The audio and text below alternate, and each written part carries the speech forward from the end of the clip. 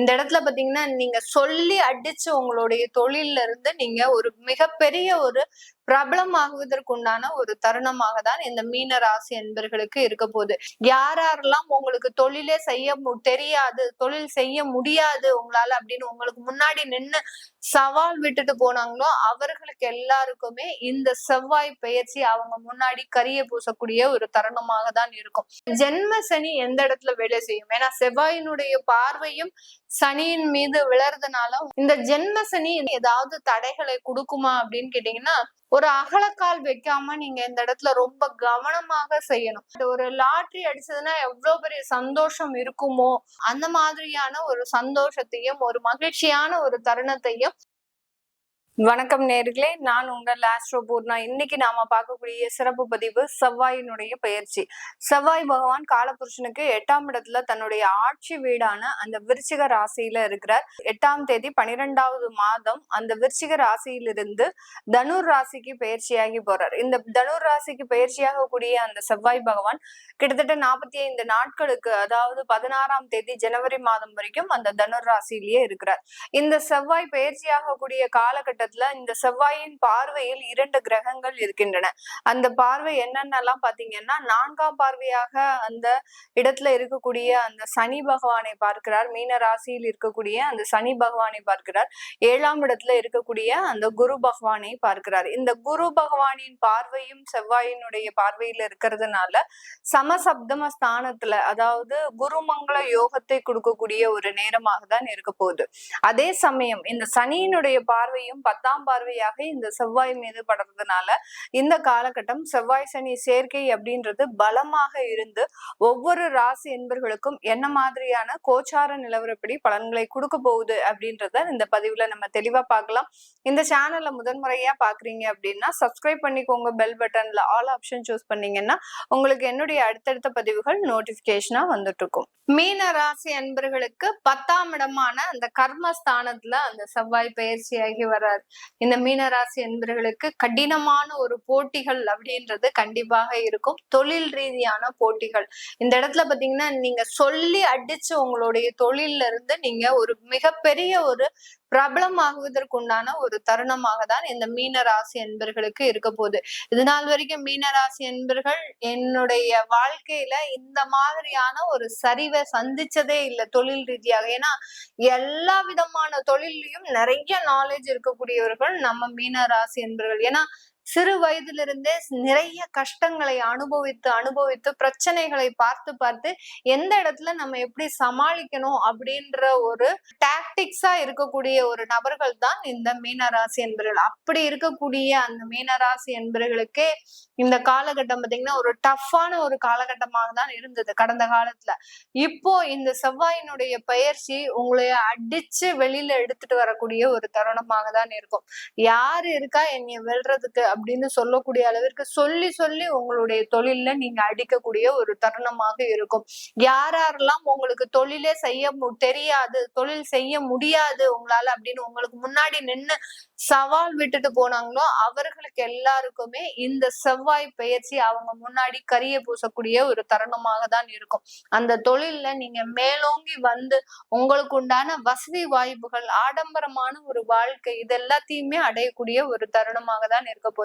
இதுல ஜென்ம சனி எந்த இடத்துல வேலை செய்யும்? ஏன்னா செவ்வாயினுடைய பார்வையும் சனியின் மீது விழறதுனால, உங்களுடைய ராசியில இருக்கக்கூடிய அந்த சனியின் மீது விழறதுனால இந்த ஜென்ம சனி இந்த மாதிரியான ஏதாவது தடைகளை கொடுக்குமா அப்படின்னு கேட்டீங்கன்னா, ஒரு அகலக்கால் வைக்காம நீங்க இந்த இடத்துல ரொம்ப கவனமாக செய்யணும். சில இடத்துல ஏமாறுறதுக்கும் வாய்ப்புகள் அதிகமாக இருக்கிறதுனால இந்த மீனராசி ஜென்ம சனின்றது லாங் டேர்மா இருக்கக்கூடிய சில பிரச்சனை. இந்த செவ்வாய்ன்றது பாத்தீங்கன்னா டெம்பரவரி, அதாவது ஒரு 45 நாட்களுக்கு உங்களுக்கு தொழில்ல இருக்கக்கூடிய சில வளர்ச்சிகளை கொடுக்க போகுது. அதனால இந்த 45 நாட்களுக்கு வரக்கூடிய வாய்ப்புகள்ல நீங்க கண்ணும் கருத்துமாக செயல்பட்டு உடனே அந்த தொழில் சம்பந்தப்பட்ட சில விஷயங்களை முடிக்கக்கூடிய ஒரு தருணமாக இருக்கும். 4ஆம் இடத்துல இருக்கக்கூடிய உங்களுடைய ராசி அதிபதியையும் அந்த செவ்வாய் பார்க்கறதுனால முதலீடு சம்பந்தப்பட்ட சில விஷயங்கள்லாம் உங்களுக்கு கிடைக்கக்கூடிய ஒரு நேரமாக இருக்கும். அது கடனாகவும் இருக்கலாம். ஏன்னா ஜென்ம சனின்றது ஒரு கடனை கொடுத்துக்கிட்டே இருப்பாரு. அதனால அது கடனாகவும் இருக்கலாம். அந்த கடனை திருப்பி செலுத்தக்கூடிய ஒரு அமைப்பு உங்களுக்கு கிடைக்குமா அப்படின்னு கேட்டீங்கன்னா கண்டிப்பாக கிடைக்கக்கூடிய ஒரு தருணமாக தான் இருக்க போகுது.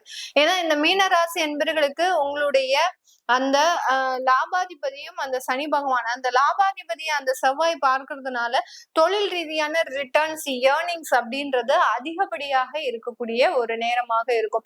வெளிநாடு சம்பந்தப்பட்ட சில வளர்ச்சிகளை இந்த மீனராசி என்பர்கள் பெறக்கூடிய ஒரு நேரம். வெளிநாட்டுல ஒரு நல்ல ஒரு ஆடம்பரமான ஒரு வாழ்க்கை, ஒரு ஆடம்பரமான ஒரு சொத்துக்களை அனுபவிக்கக்கூடிய ஒரு தருணம், வெளிநாட்டுல சொத்துக்களை வாங்கக்கூடிய ஒரு தருணமாகவும் தான் இந்த மீனராசி என்பர்களுக்கு இருக்க போகுது.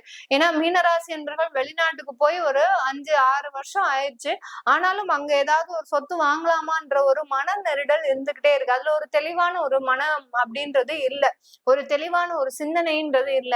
எப்ப வாங்கலாம் அப்படின்னு யோசிச்சுக்கிட்டே இருக்கிறீங்க. இந்த காலகட்டம் அதை முழுவதுமாக நிறைவேற்றக்கூடிய ஒரு நேரம். இந்த 45 நாட்கள்ல உங்களுக்கு பிடித்தமான ஒரு சொத்துக்களை அந்த வெளிநாட்டுல வாங்குவதற்கு உண்டான ஒரு தருணம், வெளியூர்ல நல்ல செட்டில் ஆகிறதுக்கு உண்டான ஒரு அமைப்பையும் இந்த மீனராசி என்பர்களுக்கு இந்த செவ்வாயினுடைய பயிற்சி அபரிமிதமான ஒரு மாற்றத்தை உங்களுக்கு கொடுக்க போகுது. ஜென்ம சனியில ஒரு ஜாக்பாட், ஒரு லாட்ரி அடிச்சதுன்னா எவ்வளவு பெரிய சந்தோஷம் இருக்குமோ ஒவ்வொரு நபர்களுக்கும், அந்த மாதிரியான ஒரு சந்தோஷத்தையும் ஒரு மகிழ்ச்சியான ஒரு தருணத்தையும் இந்த செவ்வாய் பயிற்சி இந்த மீனராசி என்பர்களுக்கு கொடுக்க போறார்.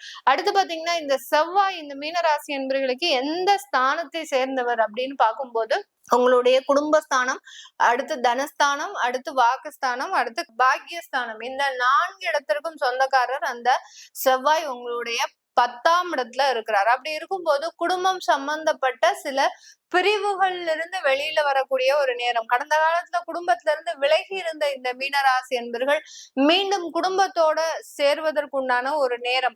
உங்களுடைய தகப்பனார் சம்பந்தப்பட்ட தொழிலை ஏற்று நடத்துவதற்குண்டான ஒரு தருணம்.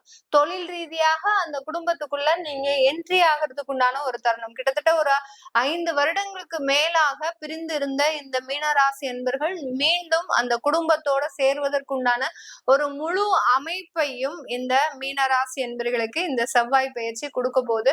அடுத்து பாத்தீங்கன்னா தாயார் உடல்நலன்ல ரொம்ப அக்கறை காட்டக்கூடிய ஒரு நேரமாக இருக்கும்.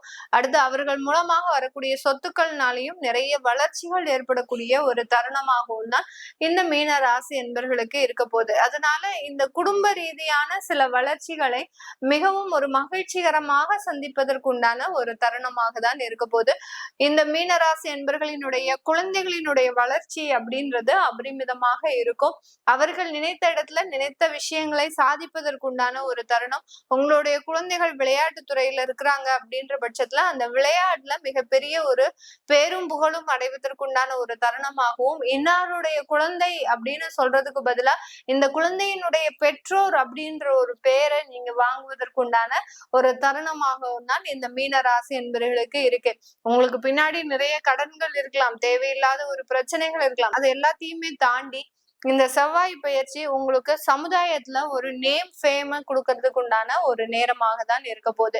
இந்த காலகட்டம் இந்த மீன ராசி என்பர்கள் நீங்க வழிபட வேண்டிய ஒரு தெய்வம் 10ஆம் இடத்துல செவ்வாய் பகவான் இருக்கிறதுனால இந்த காலகட்டம் பாத்தீங்கன்னா நீங்க வழிபட வேண்டிய தெய்வம் அப்படின்னு பார்க்கும்போது உங்களுடைய குலதெய்வத்தை நீங்க வழிபாடு பண்ணலாம். அப்படி இல்லாத பட்சத்துல வராக பெருமாளை பிரார்த்தனை பண்றது நல்லது. பூமிகாரகன் அப்படின்னு சொல்லக்கூடிய அந்த பூவராக பெருமாளை பிரார்த்தனை பண்றது நல்லது. பூவராக பெருமாள் அப்படின்றது பாத்தீங்கன்னா ஒரு பூமியவே காப்பாற்றி வெளியில கொண்டு வரக்கூடிய ஒரு பெருமாள் தான். ஒரு 10 அவதாரத்துல அந்த பெருமாளும் ஒரு அவதாரமாக தான் உருவெடுத்து வர்றார். அந்த பூவராக பெருமாள் என்னுடைய அந்த இடத்துல பாத்தீங்கன்னா அந்த பூமியை அந்த பெருமாள் காட்சி அளிப்பார். அந்த மாதிரிதான் மிகப்பெரிய இன்னல்களில் இருந்து நீங்க வெளியில வரக்கூடிய ஒரு தருணமாக தான் இந்த செவ்வாய் பயிற்சி இருக்க போகுது. அதனால அந்த பக்கபலமாக அந்த பூவராக பெருமாளை நீங்க பிரார்த்தனை பண்ணும் போது ஆட்டோமேட்டிக்காக உங்களுக்கு இருக்கக்கூடிய சில பிரச்சனைகள்ல இருந்து மிக எளிதாக வெளியில வரக்கூடிய ஒரு தருணமாக இருக்கும். இது எல்லாமே நம்ம கோச்சார நிலவரப்படி பலன்களை கணிச்சு சொல்லியிருக்கிறோம். உங்களுடைய சுய ஜாதக தசாபுத்தி பலன்களை பார்க்கணும் விருப்பப்படுறவங்க கீழே இருக்கிற நம்பருக்கு வாட்ஸ்அப்ல நீங்க மெசேஜ் அனுப்பி உங்களுடைய அப்பாயின்மெண்ட்டை நீங்க ஃபிக்ஸ் பண்ணிக்கலாம். உங்களுடைய குழந்தைகளுக்கு ஜாதகம் எழுதணும், நியூமராலஜி படி பெயர் வைக்கணும் விருப்பப்படுறவங்களும் கீழே இருக்கிற நம்பருக்கு நீங்க வாட்ஸ்அப்ல மெசேஜ் அனுப்புங்க. உங்களுக்கு உண்டான தகவல்கள் தெரிய வரும். உங்களிடமிருந்து விடைபெறுவது உங்கள் ஆஸ்ட்ரோ பூர்ணா. நன்றி, வணக்கம்.